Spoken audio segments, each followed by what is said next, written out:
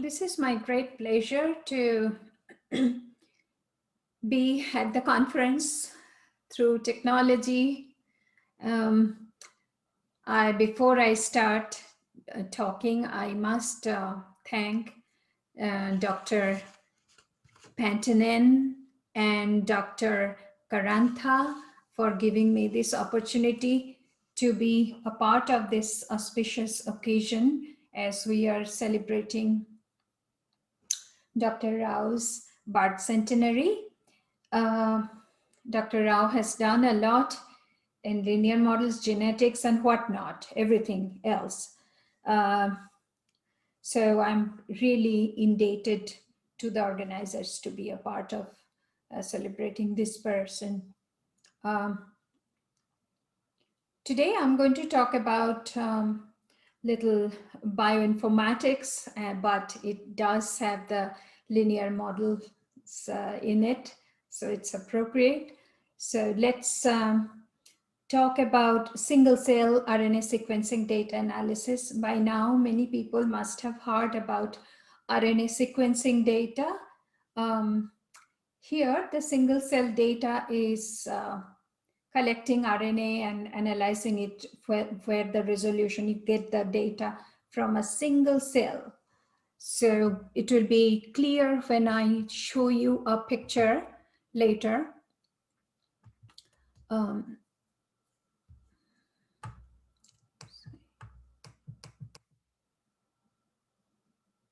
Here, there's a picture that you have taken the sample from a tissue, let's say tumor tissue, and then it is when you take the sample, it is a collection of cells, and in bulk sequencing data, you take samples, mRNA samples from averaged across all these cells, because you don't know where it's coming from. So that data that you collect, it's average expression of mRNA, RNA sequencing from this kind of data. But single cell technology gives you the opportunity to isolate each and every cell and collect RNA from there. And then, of course, the amount is very little, so try to amplify them with PCR technology, and then go for all this sequencing and then clustering, differential expression, all this downstream analysis. So this data is really, really supposed to be way more specific than RNA sequencing data. However, there is no free lunch. Unfortunately, this data has a tremendous amount of zero, technical zero and real biological zeros. What else does it have? It has the distribution of the data is bimodal or multimodal. And what else does it have? It has high variability, tremendously heterogeneous data due to biological and technical scores. So different statistical procedure is needed to analyze such data. This is a pictorial representation. Again, the x-axis is sorted with respect to the median values of specific genes, and then these are the proportion of zeros, and the light blue ones are the gene expressions which come from bulk RNA sequencing data, and the maroon ones are their corresponding single cell expression values of the same genes. You can see the proportion of genes in single cell data is way higher all the time. And you can see one more thing, that the heterogeneity, this is a log variance, and that distribution density of log variance, you can see that the data coming from bulk, these are the bulk sequence data, the variability is not as bad as if you take the single cell data. Single cell is this one. You can see that it's strange. It is a long tail is prolonged. It has another hump over here. it's really variable. So variance is way more. One might think that it has too many zeros. That's why the data is so heterogeneous. But if you remove the zeros, this dashed line, still it is way more variable than their bulk cell counterpart, bulk RNA-Seq counterpart. This one is a representation of, these are number of modes, 1, 2, 3 bimodal, trimodal, etc., etc. You can see that the bulk ones, the blue, bluish ones, blue-green ones, they have usually one, they concentrate on one mode. Opposed to that, the single cell ones, they have at least two modes. Most data have two modes. So definitely these are different kinds of data. There are multiple steps to analyze such data. I'm not going into the details of all these steps at all. I am going to concentrate just on the identification of differentially expressed genes. This is a huge body of research that we had for DE analysis using bulk data. So we want to make sure that we get very good results. We are supposed to get very many good results with single cell counterpart of it. So we will identify differentially expressed genes. So in our view, analyzing such data, there are three major statistically sophisticated technologies. One is called SCDE. It needs the input of unnormalized count data, similar to ours. We also deal with that. And then the way it models it, it uses a mixture of negative binomial to account for over-dispersed for the detected transcripts, and very low-level Poisson distribution to accommodate genes that are undetected across some cells. So it's a mixture distribution.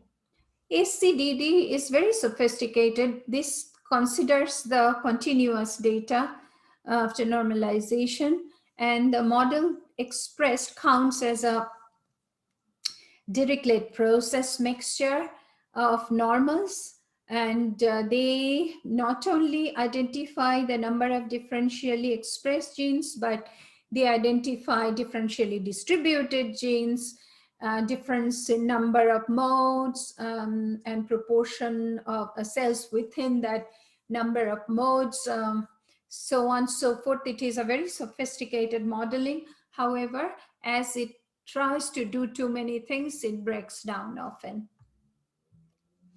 Next is MAST. This one is used, highly used actually. So this way of modeling, we liked it a lot. So they proposed a two-part generalized linear model. So we borrowed this idea from MAST. But they considered only normalized continuous data and fitted Gaussian distribution models. But we are taking count data and Hurdle model. And we also add correlated random effects. So we are going to talk about all that. So the Hurdle model says that YIG, that's the expression count for gene G in cell I, and Zij is the indicator. If you have non-zero expression of gene G in cell I, then the value of the indicator is 1. This one is a normalizing factor. It really helps the modeling of the data. Somehow it takes care of all this normalization aspect of the data. It is the proportion of expressed genes in cell I. That is, it calculates the proportion of these indicators. Now, so there are two parts. One models the data which are expressed, the genes which are expressed. So probability of YIG equals Y, that expression of, we are modeling expression of gene G in ith cell with negative binomial distribution. However, it has we cannot take, because we consider the zero values in other part of the model. So we normalize it that it has to be non-zero. So probability of non-zero over here, and y starts from 1.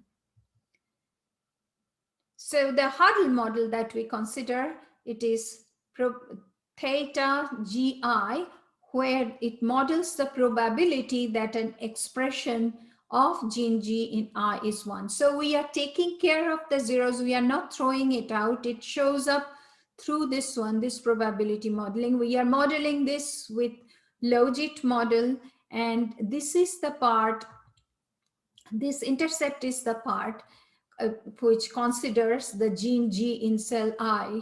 This is the contribution of this. And then where we are taking the negative binomial regression log of mean expression.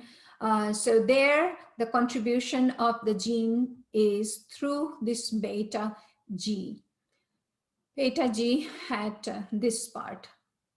And this C stands for correlated random effects. We are going to talk about it. This WI is the cellular random effect, and multiplied by the scaling factor, which is related to the gene G, scaling factor of cellular random effect for gene G.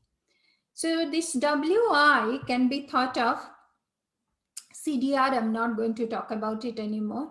So CDR, we will talk about it, but before that, this is the representation of usual single cell RNA-Seq data.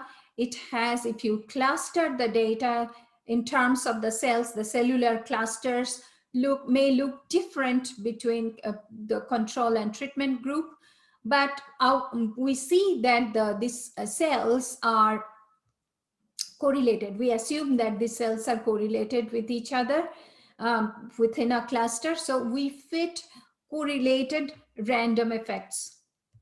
So our random effect, so we first do initial rough clustering of cells, say nearest neighborhood methods or so on and so forth. Let's say we have K0 clusters or subpopulations in the control group, K1 subpopulation in the treatment group, and WI has these two parts in it, this gamma T KTI. So KTI represents the cluster in Tth group. T stands for treatment. It could be 0 and 1 control and treatment.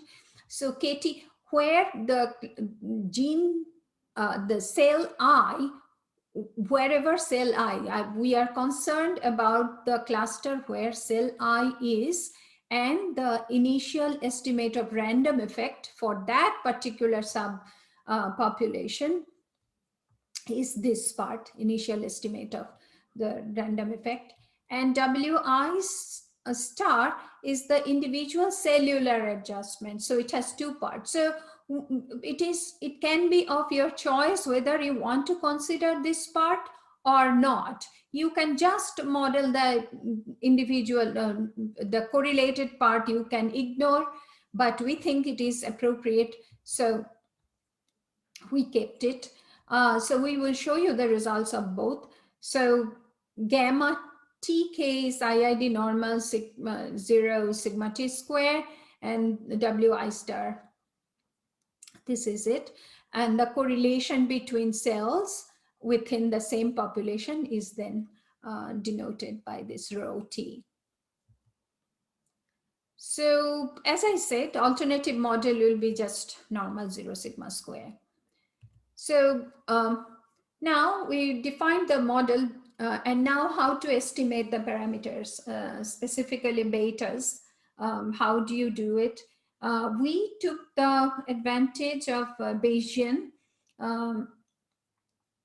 methods, and then the usual method, MCMC sampling. However, that becomes very slow due to the dimension of the data. So it does not really work. So we had to take help of variational Bayes.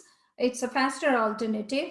And in this one, We assume that the data comes from approximate posterior distribution, sample from approximate distribution, and we assume that they're from Gaussian variational distribution. And then we try to optimize the difference between the true posterior and then this approximate one. So it works, it really works. And then the Bayesian package is Bayesian suite rather, it does have the program ADV, that variational Bayes inference in it. So you can tweak them. It's a great help to have that. And ultimately, we estimate those betas from two parts of the model. So one can easily make the hypothesis like this, that under the null, the gene G doesn't have any effect. So you can construct, one can construct two separate Z tests. If they're differentially expressed, of course, these are not going to be zero, at least one will be non-zero. And the p-value is reported. If you want to construct a two-dimensional test, then of course this chi-square test is an option.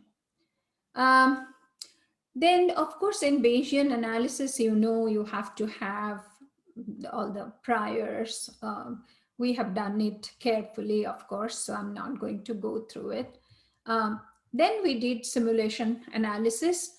First we simulated from our hurdle model, where there are 100 cells, 10,000 genes, and equal and unequal number of cells per treatment. Clustering is performed with some nearest neighborhood type clustering algorithm.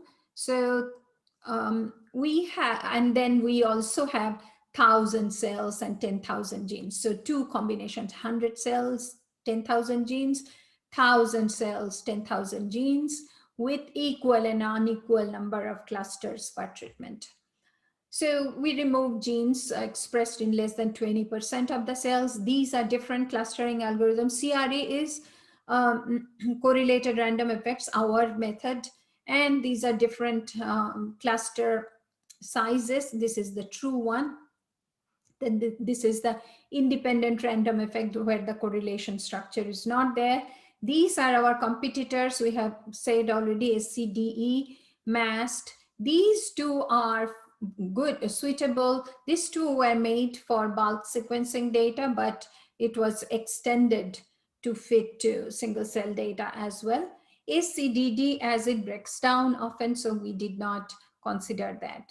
So this is the hurdle model simulation.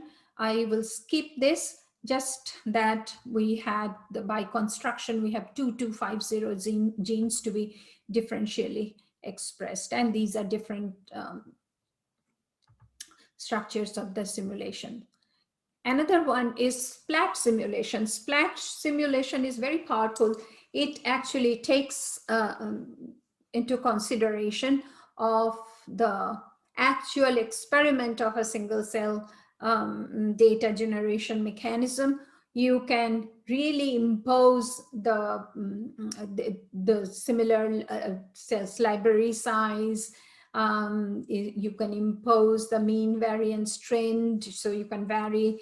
So it's a very powerful technique of generating single cell data. So we try our methods with those things too.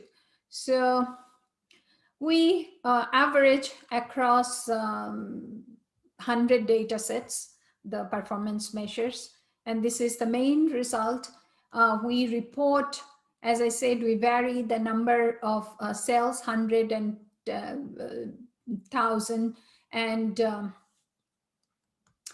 and then we report TPR, true positive rate, false discovery rate, area under the curve, and number of differentially expressed genes. So overall, I don't have time to really let you go through all the numbers, but this is the pattern.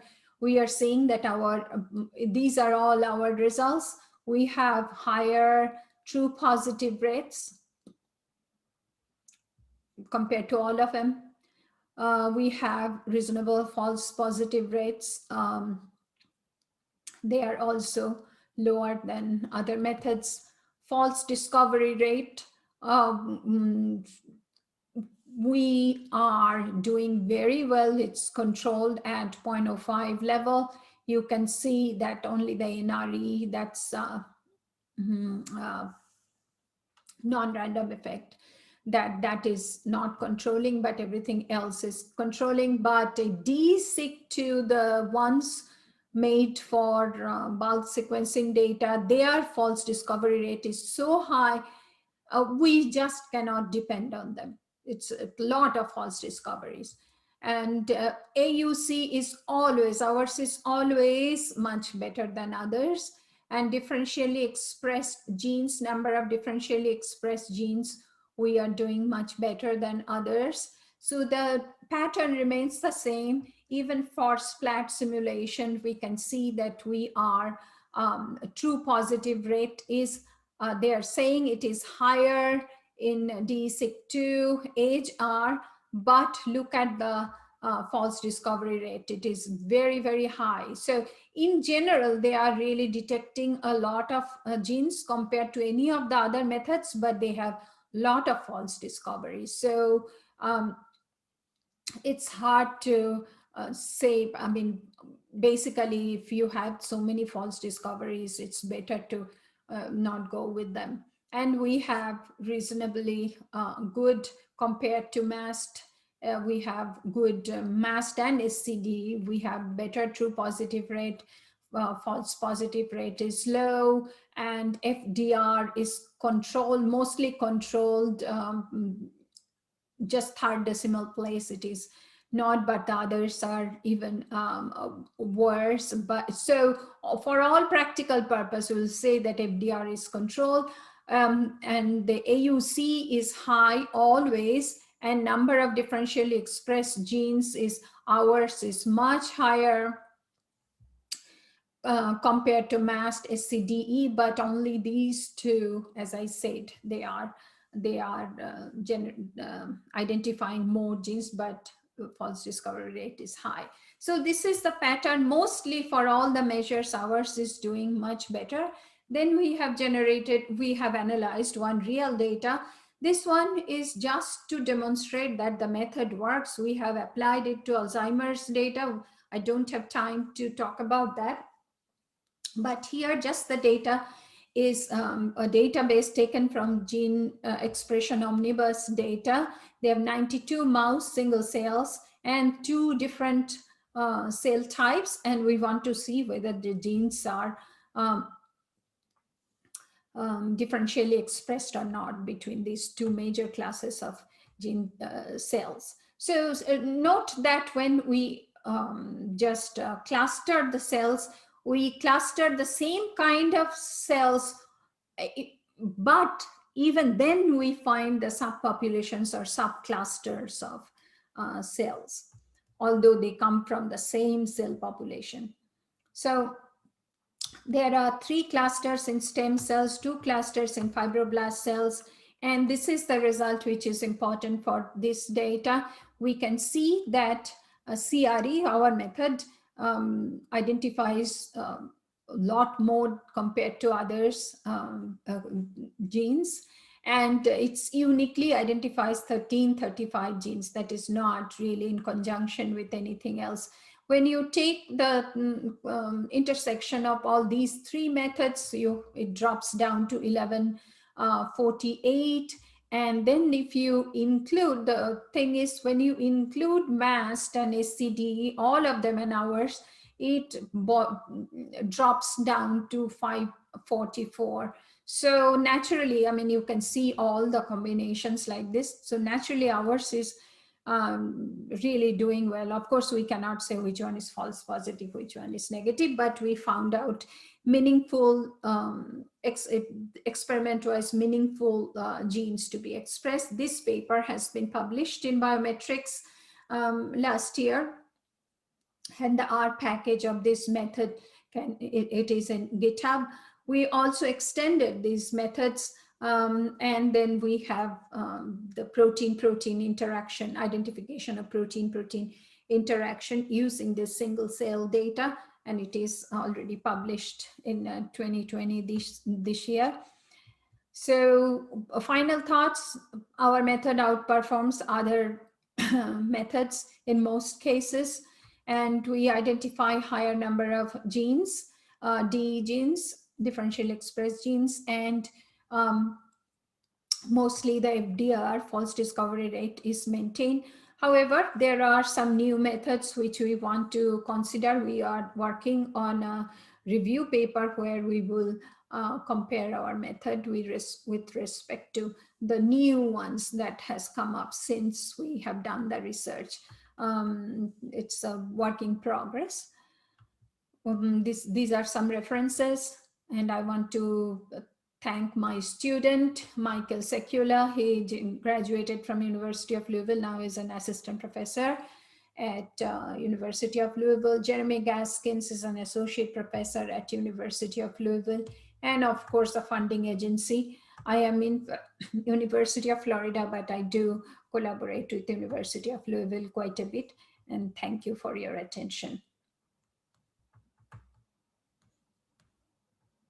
If you have any further question, please do ask me, I will answer, or chat with me, I will answer. Okay, well, I think we're going to have to be very careful about questions. We've got 1 minute. I'd certainly like to thank both speakers. Very interesting talks in both cases. I think that if there are any questions, we may have to have people direct those directly to the speakers. I'm sorry about that. We're now half a minute to go. Thank you. Sure. I'll respond if anybody writes to me. Thank you for chairing. Thank you. Thank you very much. Thank you. Thank you very much, Professor Haslett, for chairing this session.